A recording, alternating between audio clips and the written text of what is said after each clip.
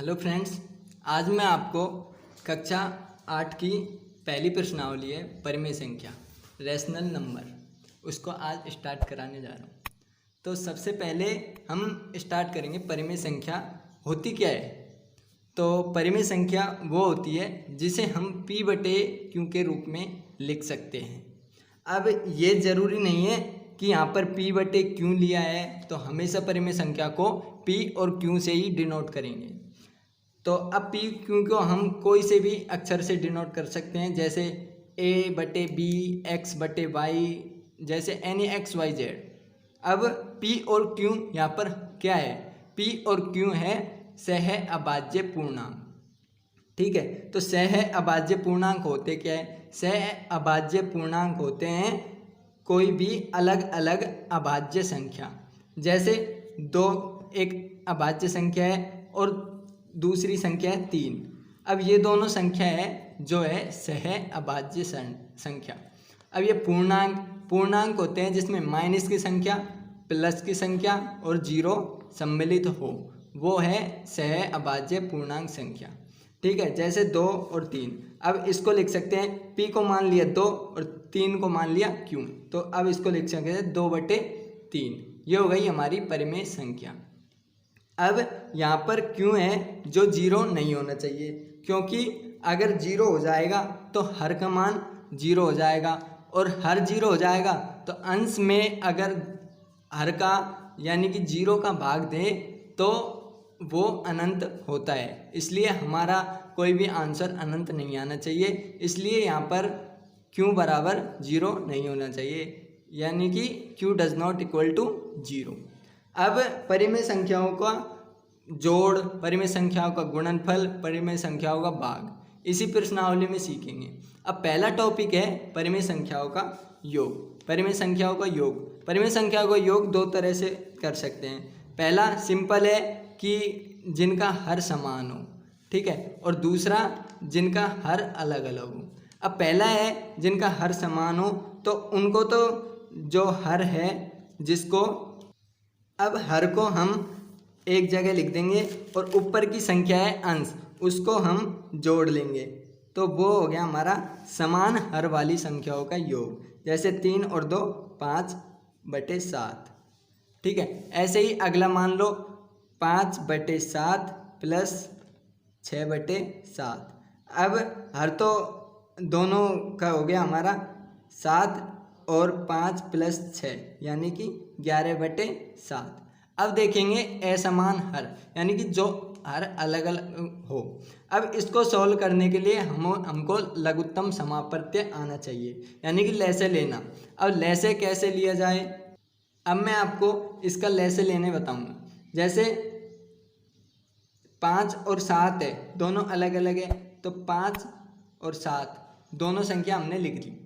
अब अभाज्य गुणनखंड विधि मैं पहले एक वीडियो बनाई, जिसका लिंक आपको मैं नीचे डिस्क्रिप्शन में या आपको ऊपर आई बटन पे मिल जाए, उसको देखकर आप अभाज्य गुणनखंड विधि देख सकते हैं। तो सबसे पहले हम 2 का भाग दे के देखेंगे।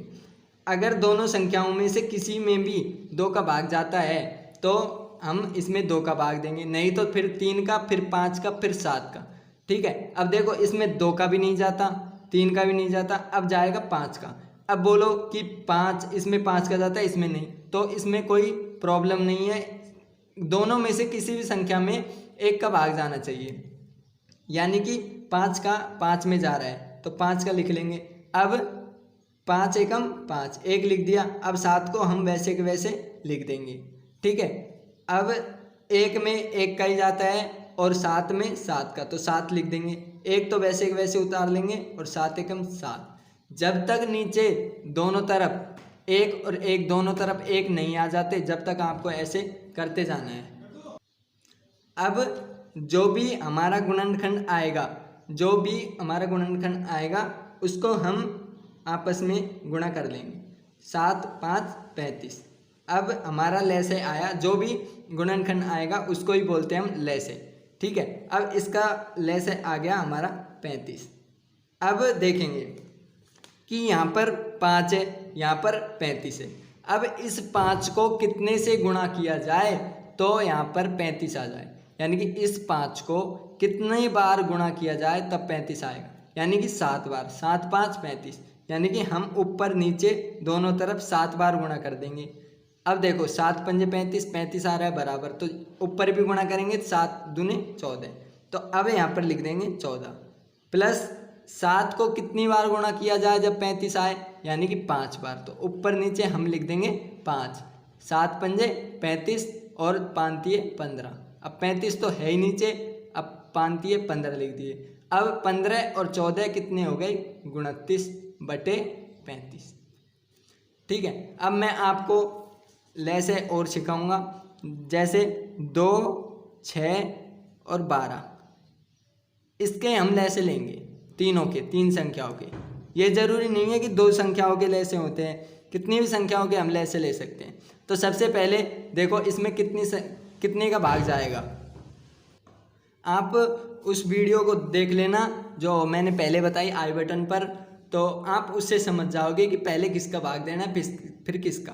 तो सबसे पहले हम 2 का देंगे, 2 का दिया, अब 2 एकम 2, अब देखो इसमें चला गया, अब इसमें भी जा रहा है, 2 तिया 6, तो कॉमा लगा के 3, अब इसमें चला गया, इसमें भी जा रहा है, यानी कितनी बार 2 6 के 12, 6 बार। अब देखो अब 1 में नहीं जा रहा, 3 में भी नहीं जा रहा 2 का, 6 में जा रहा है, इसलिए हम 2, ये नहीं कि यहाँ पर 3 देख लिया तो 3 का भाग दे दिया सीधा, पहले हमें 2 का देख के देखना है, सब में 2 का जा रहा है तो फिर हम 3 पर बढ़ेंगे। 2 का दिया, इसमें नहीं जा रहा, इसमें भी नहीं जा रहा, इसमें जा रहा है 3 का, 3 बार, 3 दूनी 6। अब 1 में 3 में किसका भाग जा रहा है 3 का, अब 3 का देंगे, 3 1 तो वैसे है, 3 एकम 3 और 3 एकम 3। ठीक है, अब इन दो नीचे तीनों में 1 1 आ गया, तो यानी कि हमारा लैसे कंप्लीट हो गया। अब तीनों का अभाज्य गुणनखंड है, इसको हम आपस में गुणा कर लेंगे, 3 गुणा 2 गुणा 2, 3 दूनी 6 दूनी 12, यानी कि हमारा इसका लैसे क्या आया 12। ठीक है, जैसे एक संख्या मान लो कि 2/6 प्लस 4/2 प्लस 15/12, ये एक संख्या है। तीसरा एग्जाम्पल मान लो, अब इसका हमें सॉल्व करना है, ये परिमेय संख्या है, तीनों को जोड़ना है, हर है जो अलग अलग है इसको सॉल्व करना है, इसका लैसे लेना है। अब लैसे इसका मैंने पहले ही ले दिया, लैसे आया 12, अब देखो इसका लैसे ले लिया हमने 12, अब 6 यहाँ पर है, 12 यहाँ पर है, यानी कि कितने से गुणा करें 6 दूनी 12, 2 से, तो ऊपर भी 2 से कर दो, 2 दूनी 4, यहाँ पर कितना आ गया 4, प्लस यहाँ पे 2 है, यहाँ पे 12, यानी कि 6 से गुणा कर दे इसको 6 से, 6 दूनी 12 कंप्लीट हो गया ना 12, तो ऊपर भी 6 से कर दो, 6 चौके 24, 6 4 24, 24 आ गया। अब 12 एकम 12, यानी कि 1 से गुणा किया तो ऊपर भी 1 से, यानी कि 15। अब तीनों को जोड़ेंगे तो हमारा आएगा 43। अब 43/12, 43/12, यही हमारे तीनों का जो योग हो गया 43/12। अब आप बहुत सारी प्रैक्टिस करना परिमेय संख्याओं का योग। अब मैं आपको बताऊंगा परिमेय संख्याओं का गुणनफल। ठीक है, अब दूसरा टॉपिक है परिमेय संख्याओं का गुणनफल। परिमेय संख्याओं का गुणनफल, तो मान लो परिमेय संख्या है p/q और दूसरी संख्या है a/b। परिमेय संख्याओं का गुणनफल सीधा होता है, यानी कि अंश को अंश से गुणा करते हैं, हर को हर से गुणा करते हैं, यानी p गुणा a/q गुणा b। जैसे एग्जाम्पल मान लो, एग्जाम्पल 5/6 गुणा 7/12। अब इसको सॉल्व करना है तो 7 पंजे 35 और 12 छिकी 72, 35/72, ये हो गया हमारा। अब देखो एक और मान लो कि 2/12 गुणा 7/5 गुणा 4/3, ठीक है, और 5/14। अब ये है, अब इसको हम कैसे सॉल्व करेंगे? तो देखो सबसे पहले तो हमें देखना है जो संख्या कट रही है तो उसको तो हम सिंपल है काट लेंगे, ठीक है, जिसका भाग जा रहा है, यानी कि अंश में हर का भाग दे सकते हैं, ठीक है। अब 5 से 5 घट गया, यानी 5 एकम 5, ठीक है। 5/5 क्या होता है, अब 5 हर है, 5 अंश है, यानी कि हमारा हो गया, इधर देख लो 5/5, यानी 5 एकम 5, 1 आ गया। अब इसको हम काट सकते हैं। और 7 एकम 7, 7 दूनी 14, ठीक है। 7/14, यानी कि यहाँ देख लो 7/14, तो 7 एकम 7, 7 दूनी 14, यानी कि 1/2, 1/2। अब 4 एकम 4, 4 तिये 12, 3 आ गया।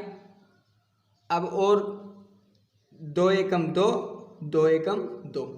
अब जो भी संख्या बची है 1 गुणा 1 गुणा 1 गुणा 1, यानी कि ऊपर आ गया 1, और 3 गुणा 3, यानी कि 9। इसका पूरे का सॉल्यूशन आया 1/9। अब ऐसे ही आपको बहुत सारे गुणनफल है जो माइनस में भी मिलेंगे, प्लस में भी मिलेंगे, उसको आप सॉल्व करना है। अब अगला है परिमेय संख्याओं का भाग। तो देखो परिमेय संख्याओं का भाग, परिमेय संख्याओं का भाग। अब भाग कैसे होता है, जैसे देखो हम ए में बी का भाग देते हैं तो बीच में भाग का चिन्ह लगाते हैं। अब हो गया, ये तो हो गया सिंपल संख्या।